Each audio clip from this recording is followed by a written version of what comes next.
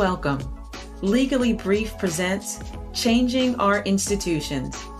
I'm your host, Judie Saunders. I'm a lawyer who works with private and public companies, educational institutions, and sports organizations to identify root causes, confront historic failures, and boldly implement change to our institutions.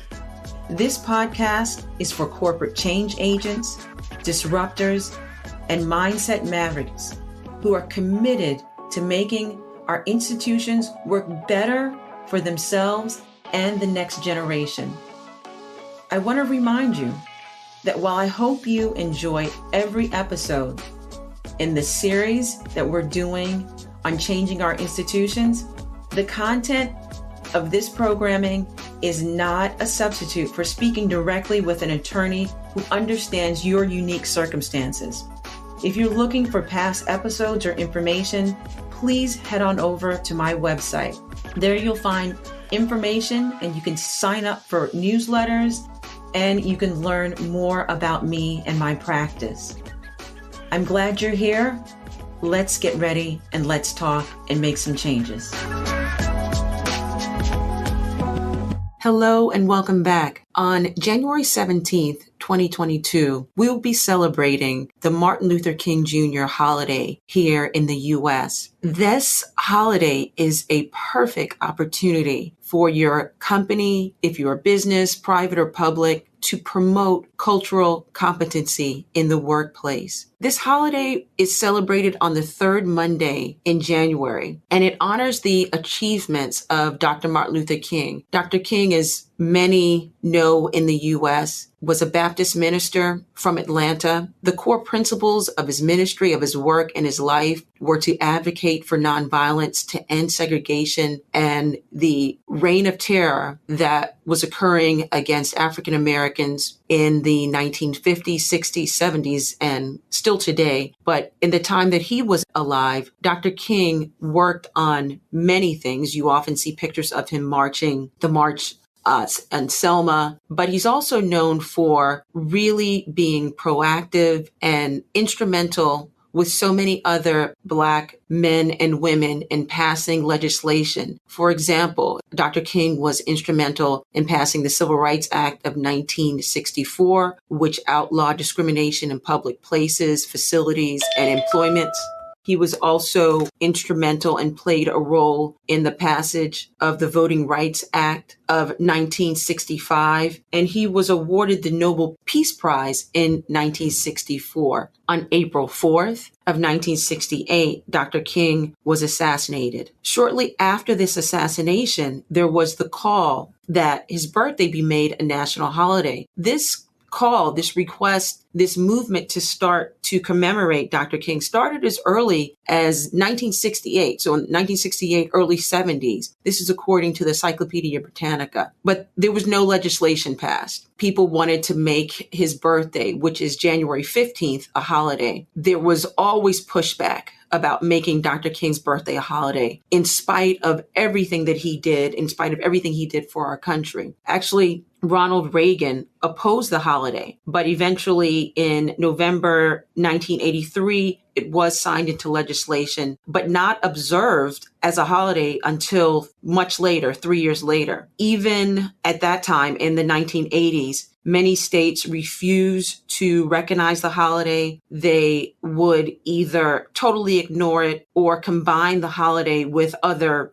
dates. So individuals, they weren't even really sure what they were celebrating. To this day, there is still pushback to recognize it as a true holiday and to observe it. In fact, most states didn't officially recognize the holiday until just 2000. Many employers and also schools will not completely recognize the holiday, but we have seen several presidents, President Obama, other leaders use the holiday as a chance to promote volunteerism, healing, and service in a community. I know, for example, in the school that my children attend in New Jersey, they're failing to take this holiday and use it as an opportunity to promote cultural competency, service, or volunteerism. Instead, they took the holiday away. We had some snow days here in New Jersey, and they're using that as a makeup day for the snow when the kids were out of school, instead of using one of the holidays that are coming up in February around President's Day. But if you are a business owner, an HR manager, I encourage you to take this MLK holiday as an opportunity to renew the commitment in your company's values to cultural competency. There was a study in 2019 on corporate investigations, and the survey found that internal investigations, they're expected to increase in the coming years. They found that the majority of the investigations were precipitated by employees and workplace investigations. One way to slow that trend and to ensure that there is greater understanding, to avoid some of the tensions and the pitfalls that arise in the employee-employer relationship, is to be culturally competent and to practice that, to have a commitment to that in the workplace. Now, by no means am I suggesting that if a company sets out to promote diversity, equity, inclusion, or to be more competent, will that solve all the problems in the employee realm or the relationships? Of course, there's other issues. There's compliance issues, and that also plays a role in the increase in corporate investigations. But the purpose of this episode is to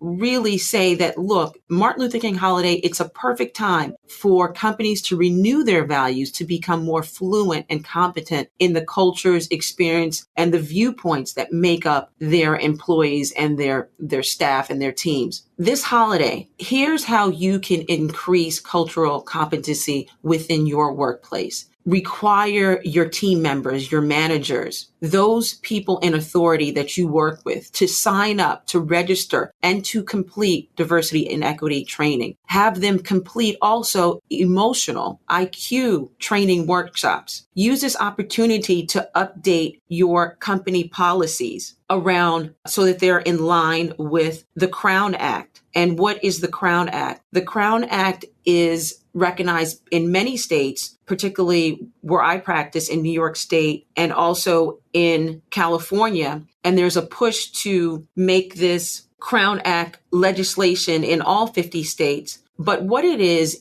that it is a recognizing, it's a celebration, it's a normalizing of natural hair and grooming styles of people of color. The legislation in the Crown Act, it outlaws workplaces that have policies that prohibit natural hairstyles such as afros, bantu knots, and locks. And it ends that discrimination. Another thing you can do to promote workplace competency is to begin the discussion, draft, and then implement wage or salary transparency and it's also known as pay transparency. That is where companies openly publish their salaries and wage range for specific roles, and they can do this either internally or externally. In 2018, there was a study done of companies based in Denmark, and these companies found that employers who used salary transparency were able to reduce the pay gap, the wage gap in that country. By promoting these policies, you will honor Martin Luther King. You'll honor what he worked for, and what he worked for in the United States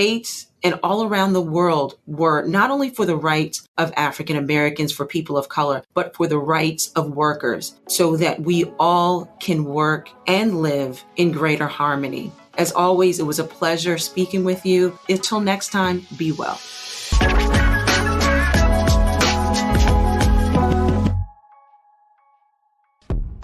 All information and content in this podcast is provided for entertainment purposes only. Nothing in this podcast shall constitute legal advice and shall not create an attorney-client relationship. This information is general and may not be applicable to your particular circumstances. You should review your particular circumstances with an attorney. All liability with respect to actions taken or not taken based on the contents of this podcast is hereby expressly disclaimed.